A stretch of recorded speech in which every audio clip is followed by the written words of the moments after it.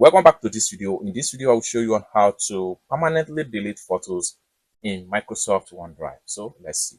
But before we dive into the tutorial, if you find this tutorial useful and you are following it to this channel, remember click on that subscribe, turn on notification bell for more useful tutorial like this.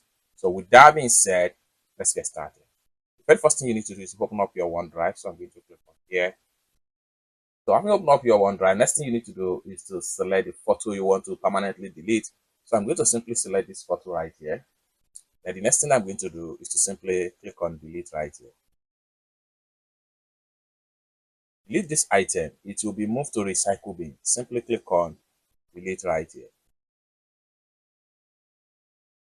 Then the next thing you need to do is to exit from the delete section.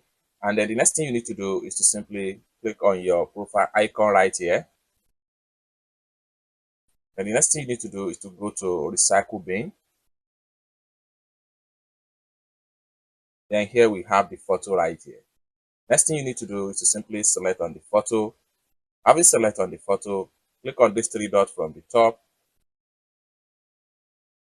And the next thing you need to do is to simply click on delete.